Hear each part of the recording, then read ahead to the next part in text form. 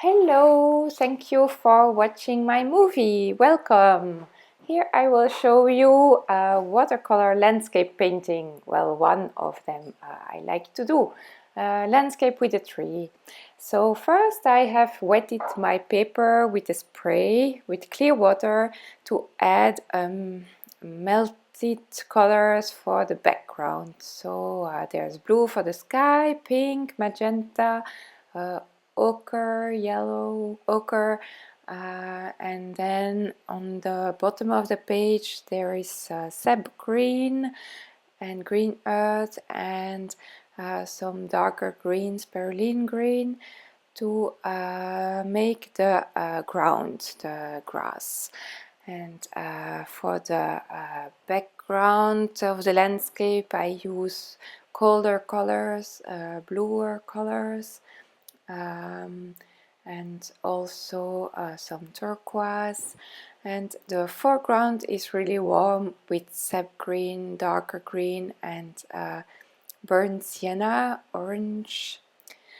Then to make more foreground I waited until my paper was dry. I wet some parts to make some cloudy sky, and then on the foreground I put again this sap green for the grass, and I have some sharp edges with the dry paper to make a hill where I will put the tree. The background is with blue, colder colors, bluish, and some light ochre in the faraway landscape to suggest some hilly landscape. So the foreground will be burnt sienna again to make it really come to the front, and this really warm green. In the sky I have some potter's pink to suggest a sunset, and then I will also make some clouds. So then the details, then I waited again until my paper was dry. I wetted the hill to make the shadow of the tree go in onto the grass and melt it with the grass of the hill. I make the trunk of the tree and the shadows and the bottom leaves really dark with perylene green, to suggest the shadows and where there's no sunlight. And the branches are really with a really fine sable brush. You can also do this with a really fine synthetic brush.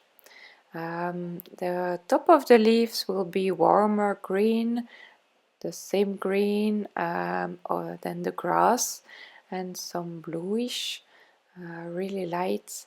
And again the bottom of the tree and the shadows really dark to make the tree come to the front of your painting. You really want to attract the eye on it, so make it really stand out of the rest of the landscape.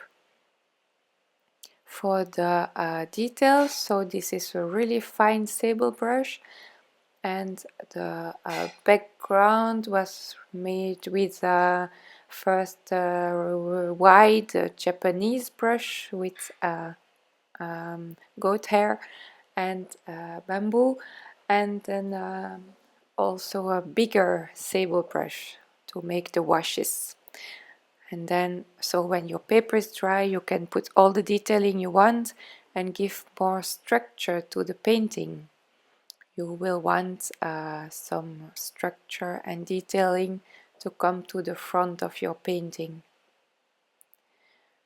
So to make some different kinds of colors in your trees, you can do that while everything is still wet. Use the different kind of colors and they will melt into each other. Some splashes will make some brightness around your tree. Then I find the background is too flat, so I add some darker sky blue and some clouds. The clouds are just clear water, so I made some splashes of clear water and put some blue around it and let it dry and melt into each other, and then you have some clouds. I add some structure to the foreground again with this big sable brush washes, and I do it on dry paper, and I want some dry brush strokes as well to make some structure. It's really tricky to be able to stop painting that tree, because that's really the most fun part, so I keep coming back to it and make the shadows darker. When the paper dries with the paint, the colors tend to fade a bit and become lighter, so I add some color afterwards because I find it got too light. So you want some dry brush strokes and really sharp edges and splashes to make some texture, to make everything come to the front. And then so the brush strokes go towards the tree to lead the eye towards the tree.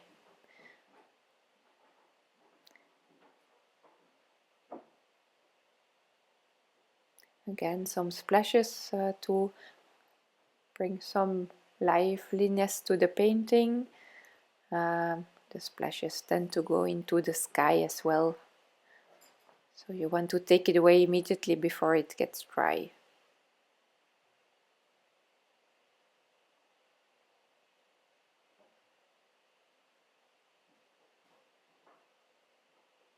If you make a mistake, just add clear water and take it away immediately. So the difficult part is when to know how to stop, when to stop, so you don't overwork it, because it's just fun to keep painting, and then suddenly it's ruined. It happens a lot. With a fine brush you can add some details again and again, and some branches and some leaves. And then finally a little person under the tree. Thank you for watching. I hope it was helpful. Don't hesitate to go on my website and mail me if you have some questions. Bye!